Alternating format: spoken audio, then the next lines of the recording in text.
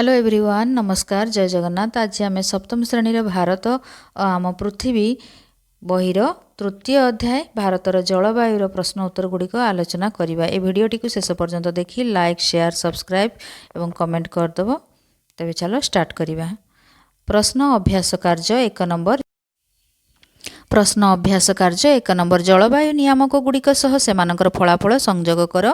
1 number अक्षांश यार mail को आमे करिबा। ख स्तंभर ख उत्तर दक्षिण रे विभिन्न जलवायु सृष्टि करे। 2 नंबर समुद्र पतन ठारू उच्चता।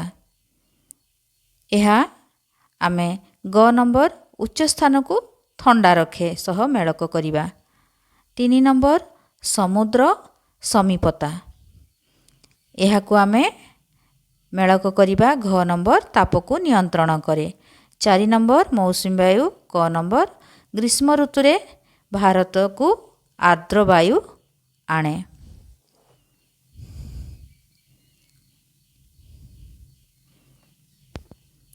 एबे आमे 2 नंबर टी करिबा। निम्नलिखित प्रश्नर उत्तर दियो। क नंबर पाग और जलवायु मध्य रे पार्थक्य कौन? यार उत्तर जानिबा।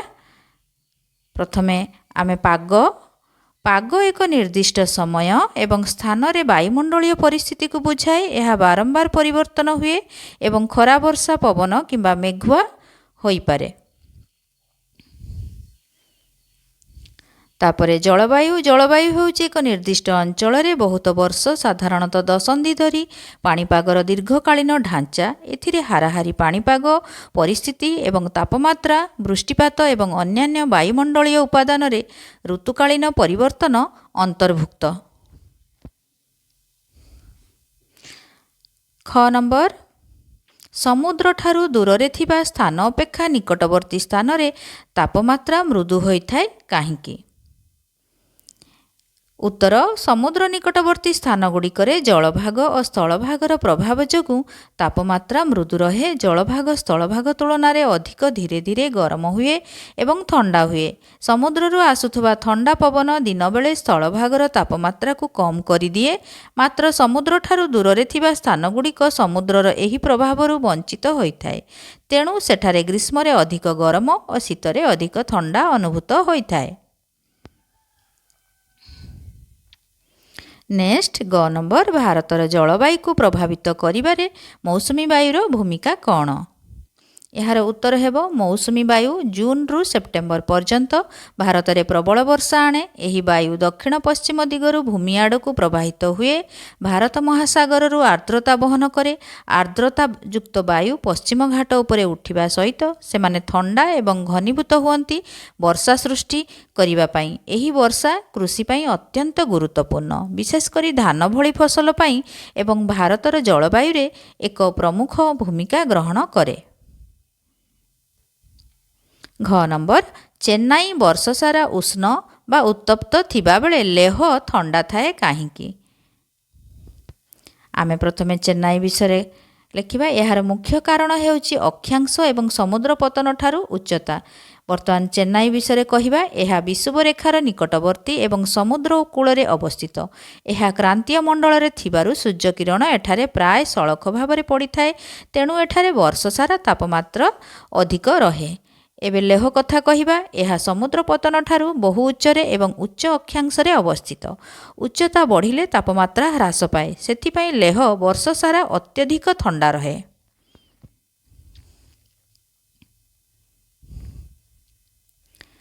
तीन नंबर एही पुस्तकर शेषरे दिया जाइथिबा भारतर मानचित्र को देख। एही सहर गुड़िकर जलवायु चिन्हित कर। लेह, चेन्नई, दिल्ली, पाणाजी एवं जयपुर एगुड़िक मानचित्र रे पिला माने देखिबो केउठी अछि। प्रथम प्रश्नटी एही स्थान समुद्र निकटरे पर्वत उपरे बा मरुभूमि रे अवस्थित। एगुड़िक मानचित्र देखिया को पड़िबो। एथिरे दिया जाइछि सहर गुड़िकर नाम, सेमानकर अवस्थिति एवं जलवायुर प्रकार। सहर गुड़िक भितरे प्रथम दिया हेछि लेह पर्वत उपरे हिमालय उच्च पार्वत्य अंचल। जलवायुर प्रकार होछि अत्यधिक शीतल एवं शुष्क जलवायु। ଏହାପରେ ଚେନ୍ନାଇ ଚେନ୍ନାଇ ସମୁଦ୍ର ନିକଟରେ, ଯାହା ବଙ୍ଗୋପସାଗର କୂଳ। ଏହାର ଜଳବାୟୁର ପ୍ରକାର ହେଉଛି ଗରମ ଏବଂ ଆର୍ଦ୍ର ଜଳବାୟୁ। ନେକ୍ସଟ ହେଉଛି ଦିଲ୍ଲୀ, ସମତଳ ଅଞ୍ଚଳ, ସମୁଦ୍ରଠାରୁ ବହୁ ଦୂରରେ। ଏହାର ଜଳବାୟୁ ହେଉଛି ଚରମ ଜଳବାୟୁ, ଅର୍ଥାତ୍ ଗ୍ରୀଷ୍ମରେ ପ୍ରବଳ ଗରମ ଓ ଶୀତରେ ପ୍ରବଳ ଥଣ୍ଡା। ପାଣାଜୀ, ସମୁଦ୍ର ନିକଟରେ, ଆରବ ସାଗର କୂଳ। ଏହାର ଜଳବାୟୁ ହେବ ଗରମ ଏବଂ ଆର୍ଦ୍ର ଜଳବାୟୁ। ତାପରେ ଜୟପୁର, ମରୁଭୂମି ନିକଟରେ, ଅର୍ଦ୍ଧ ଶୁଷ୍କ ଅଞ୍ଚଳ। ଏହାର ଜଳବାୟୁ ହେଲା ଗରମ ଏବଂ ଶୁଷ୍କ ଜଳବାୟୁ। ନେକ୍ସଟ, ଏହି ନିୟାମକ ଗୁଡ଼ିକ କିପରି ସେହିସବୁ ସ୍ଥାନର ଜଳବାୟୁକୁ ପ୍ରଭାବିତ କରେ? ଏହାର ଉତ୍ତର, ଏହି ନିୟାମକ ଗୁଡ଼ିକ ନିମ୍ନ ଭାବରେ ଜଳବାୟୁକୁ ପ୍ରଭାବିତ କରିଥାନ୍ତି। ଉଚ୍ଚତା, ଲେହ ସମୁଦ୍ର ପତନ ଠାରୁ ବହୁ ଉଚ୍ଚରେ ଅବସ୍ଥିତ। ଆମେ ଜାଣୁ ଯେ ଉଚ୍ଚତା ବଢ଼ିଲେ ତାପମାତ୍ରା ହ୍ରାସ ପାଇଥାଏ, ସେଥିପାଇଁ ଲେହ ଅତି ଶୀତଳ ହୋଇଥାଏ। ନେକ୍ସଟ, ସମୁଦ୍ରଠାରୁ ଦୂରତା। ଚେନ୍ନାଇ ଏବଂ ପାଣାଜୀ ସମୁଦ୍ର କୂଳରେ ଥିବାରୁ ସେଠାରେ ସମୁଦ୍ର ବାୟୁର ପ୍ରଭାବ ରହେ, ଫଳରେ ସେଠାରେ ବର୍ଷସାରା ତାପମାତ୍ରାରେ ଅଧିକ ପରିବର୍ତ୍ତନ ହୁଏ ନାହିଁ। କିନ୍ତୁ ଦିଲ୍ଲୀ ସମୁଦ୍ରଠାରୁ ବହୁ ଦୂରରେ ଥିବାରୁ ସେଠାରେ ଗରମ ଜଳବାୟୁ ଅନୁଭୂତ ହୋଇଥାଏ।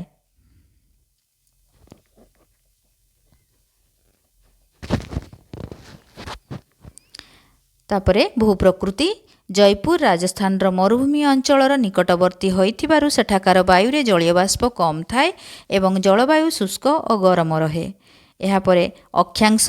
ଚେନ୍ନାଇ ବିଷୁବରେଖାର ନିକଟବର୍ତ୍ତୀ ହୋଇଥିବାରୁ ସେଠାରେ ସୂର୍ଯ୍ୟକିରଣ ପ୍ରଖର ହୁଏ, ଯାହାଫଳରେ ଏହା ଅଧିକ ଉଷ୍ଣ ରହେ। ଏହିସବୁ କାରଣରୁ ଗୋଟିଏ ଦେଶରେ ଥାଇ ଏହି ସହରଗୁଡ଼ିକର ଜଳବାୟୁ ପରସ୍ପରଠାରୁ ସମ୍ପୂର୍ଣ୍ଣ ଭିନ୍ନ।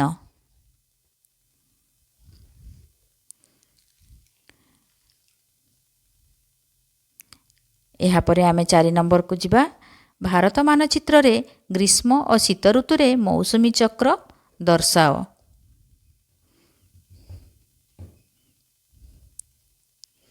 କେଉଁଠାରେ ପବନ ଗ୍ରୀଷ୍ମ ଓ ଶୀତ ଋତୁରେ ବହେ ଚିହ୍ନଟ କର।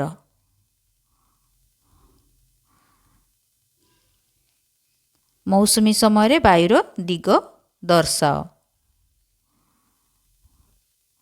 ତ ଏହାକୁ ଆମେ ଜାଣିବା। ଗ୍ରୀଷ୍ମ ମୌସୁମୀ ବାୟୁ ଜୁନରୁ ସେପ୍ଟେମ୍ବର।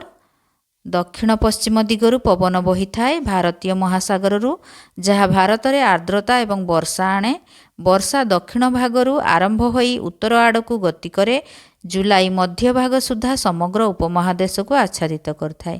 ଶୀତକାଳୀନ ମୌସୁମୀ ବାୟୁ ଅକ୍ଟୋବରରୁ ଫେବୃଆରୀ। ପବନ ଓଲଟା ହୋଇ ସ୍ଥଳଭାଗରୁ ସମୁଦ୍ରକୁ ପ୍ରଭାବିତ ହୁଏ, ଶୁଷ୍କ ପାଗ ଏବଂ ଥଣ୍ଡା ତାପମାତ୍ରା ଆଣେ। ଏହି ପବନ ଗୁଡ଼ିକ ପୂର୍ବ ଏବଂ ଦକ୍ଷିଣ ଭାରତର କିଛି ଅଂଶରେ କିଛି ଆର୍ଦ୍ରତା ଆଣେ।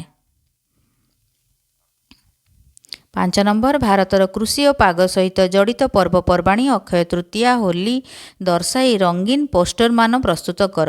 ଏହି ପର୍ବପର୍ବାଣିର ଚିତ୍ର ବା ଛବି ଅଙ୍କନ କର। ତ ପିଲାମାନେ ଏହି ପର୍ବପର୍ବାଣିର ହୋଲି, ଅକ୍ଷୟ ତୃତୀୟାର ଚିତ୍ରଗୁଡ଼ିକ ଅଙ୍କନ କରିବ। ପରବର୍ତ୍ତୀ ପ୍ରଶ୍ନ 6 ନମ୍ବର, ନିଜକୁ ଜଣେ କୃଷକ ମନେକର। ବର୍ଷା ଋତୁ ପାଇଁ ତୁମେ କିପରି ପ୍ରସ୍ତୁତ ରହିବ ସେ ସମ୍ବନ୍ଧରେ ଏକ କ୍ଷୁଦ୍ର ଅନୁଚ୍ଛେଦ ଲେଖ। ତେବେ ଏହାର ଉତ୍ତର ଲେଖିବା। ମୁଁ ଜଣେ କୃଷକ ଭାବରେ ବର୍ଷା ଋତୁ ଆସିବା ପୂର୍ବରୁ ଅନେକ ପ୍ରସ୍ତୁତି କରିଥାଏ। ପ୍ରଥମେ ମୁଁ ମୋର ଚାଷ ଜମିକୁ ହଳ କରି ସମତଳ କରେ। ଅକ୍ଷୟ ତୃତୀୟା ଦିନ ଶୁଭ ଅନୁକୂଳ କରି ବିହନ ସଂଗ୍ରହ କରି ରଖେ। ମୌସୁମୀ ବର୍ଷା ଆସିବା ମାତ୍ରେ ଜମିରେ ବିହନ ବୁଣିବା ପାଇଁ ଲଙ୍ଗଳ, ଜୁଆଳି ଓ ଅନ୍ୟାନ୍ୟ କୃଷି ସରଞ୍ଜାମ ପ୍ରସ୍ତୁତ କରି ରଖେ। ସାର ଓ କୀଟନାଶକର ବ୍ୟବସ୍ଥା ମଧ୍ୟ ଆଗୁଆ କରିଥାଏ। ବର୍ଷା ପାଣି ଯେପରି ଜମିରେ ଠିକ୍ ଭାବେ ରହିବ, ସେଥିପାଇଁ ଜମିର ହୁଡ଼ାଗୁଡ଼ିକୁ ମରାମତି କରିଥାଏ। ମୌସୁମୀ ବାୟୁର ଆଗମନ ହିଁ ମୋ ପାଇଁ ନୂତନ ଆଶା ଓ ଭବିଷ୍ୟତର ସମ୍ଭାବନା ନେଇ ଆସିଥାଏ। ପରବର୍ତ୍ତୀ ପ୍ରଶ୍ନ, ପ୍ରାକୃତିକ ବିପର୍ଯ୍ୟୟ, ବାତ୍ୟା, ବନ୍ୟା, ଭୂସ୍ଖଳନ ଓ ବନାଗ୍ନି ଚିହ୍ନଟ କର। ଏଗୁଡ଼ିକର କାରଣ ଓ ପ୍ରଭାବ ସମ୍ପର୍କରେ ଛୋଟ ପ୍ରବନ୍ଧ ଲେଖ। ଏଗୁଡ଼ିକର ପ୍ରଭାବ ହ୍ରାସ କରିବା ପାଇଁ ବ୍ୟକ୍ତି, ଗୋଷ୍ଠୀ ଓ ସରକାର କି କି ପଦକ୍ଷେପ ନେଇପାରିବେ ସେ ସମ୍ବନ୍ଧରେ ପରାମର୍ଶ ଦିଅ। ତେବେ ଚାଲ ଏହାକୁ ଲେଖିବା। ପ୍ରଥମ ଆସିଲା ବାତ୍ୟା। ଏହାର କାରଣ, ସମୁଦ୍ରରେ ସୃଷ୍ଟ ଅତି ଗଭୀର ଲଘୁଚାପ ପ୍ରଭାବ ପ୍ରବଳ ପବନ ଓ ବର୍ଷା ଯୋଗୁଁ ଘରଦ୍ୱାର ଭାଙ୍ଗିଯାଏ, ଗଛ ଉପୁଡ଼ିଯାଏ ଏବଂ ଧନଜୀବନ ହାନି ହୁଏ। ପ୍ରତିକାର ପାଣିପାଗ ପୂର୍ବାନୁମାନ ଶୁଣିବା, ସୁରକ୍ଷିତ ଆଶ୍ରୟସ୍ଥଳୀକୁ ଯିବା ଏବଂ ବେଳାଭୂମିରେ ଝାଉଁବଣ ସୃଷ୍ଟି କରିବା।